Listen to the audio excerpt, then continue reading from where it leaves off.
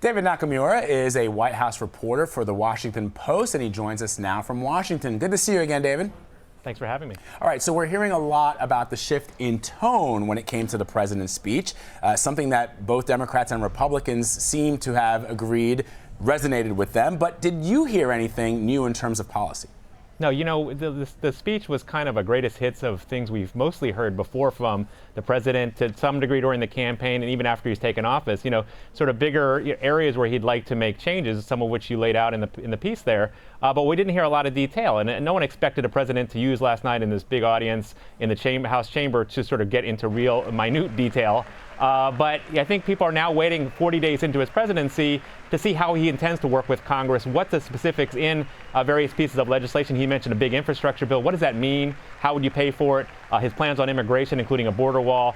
He needs Congress to find the money for that. And really where he comes down in the debate over what to do with Obamacare, even between the Republican Party, which is divided right now on how to move forward. So I think there's a lot of follow-up questions people have, even though he has gotten good reviews, especially from Republicans, about his speech last night. David, I want to ask you about immigration specifically. We know that the president met with TV anchors yesterday ahead of the speech, and he apparently signaled to some of them that he would be open to some sort of a pathway, some sort of a way to provide legal status for undocumented immigrants. But we didn't hear any of that in this speech. What do you make of that disconnect? It was a bit confusing because the headlines that came out of that lunch were remarkable. This is a president who campaigned on a very hardline immigration agenda, did not say he favored any kind of quote-unquote amnesty, which would legalize undocumented immigrants, even the Dreamers, who some people find more sympathetic about trying to keep them in the country somehow. So people, not only did he tell the anchors he might be open to it, but he said he might put it in his speech, and we did not hear that. And it's hard to tell whether he was just sort of freelancing at the lunch or whether, he really decided he didn't want to go down their path, and that means he shut the door on it. I think there's going to be remaining questions about what to do with the 11 million undocumented, because even this administration has said it's impossible to deport everyone. And so what do you do with those who remain in the country? And so I think you saw some flickers of hope among immigration advocates that he might be open-minded to this, but so far we haven't heard anything in the public along those lines. David, ahead of the speech, you had a piece in the Washington Post. Trump uses speech guest list to send a message on immigration enforcement. He bought some of those folks, including members, Americans who were killed by illegal immigrants. What did you make of the choice? What did you make of seeing those family members in the audience and the points that the president was making about it? Yeah, those are sort of a powerful moment. Of course, people know that the widow of Ryan Owens, the U.S. service member who was killed in Yemen, that was sort of the big emotional moment yesterday. But also when the president talked about these family members of people who had been killed by illegal immigrants, this was designed to make an emotional appeal to some of the policies Donald Trump's already put forward on a harder line border control measures and immigration enforcement measures aimed at sort of ramping up deportations. He stressed the risks, the costs of undocumented immigrants. President Obama had taken the exact opposite approach, inviting those dreamers, people who they view as strivers, people who want to keep in the country, even though they weren't born here. That's who he put in the audience at his State of the Union addresses.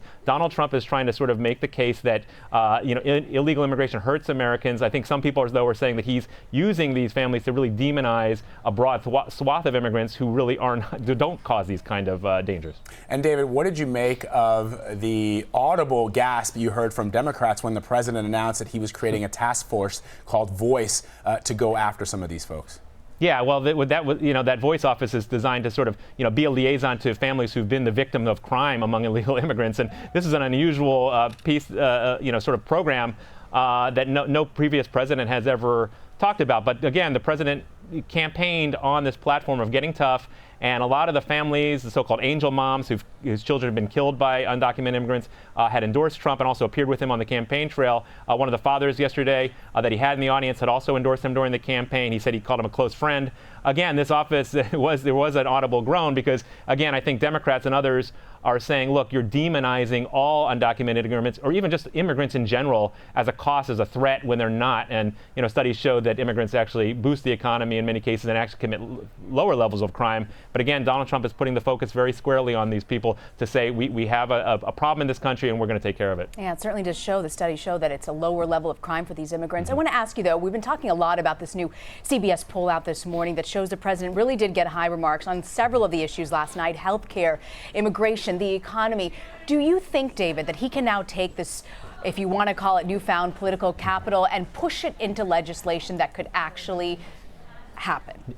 I think he could. I mean, I think a lot depends on how he follows up. He talked about the time for trivial disputes is over. I mean, it's a little bit ironic from a president who often takes to Twitter and seems to pick unnecessary fights with folks in the media or in Hollywood, et cetera. But I think you're going to see the president and the vice president go on the road, sort of as presidents often do after these kinds of speeches, to sort of promote his agenda. Again, the devil's in the details, but the Republican Congress, controlling both chambers, has been waiting for this moment to say, come on, send us something, give us some signals about which path you would support us going down, to go down, to try to come up with these bigger legislative agenda items that would have more impact than some of these smaller executive actions that you've seen in his first 5 or 6 weeks. David Nakamura of the Washington Post. David, thanks for joining us. Sure, anytime. Thanks.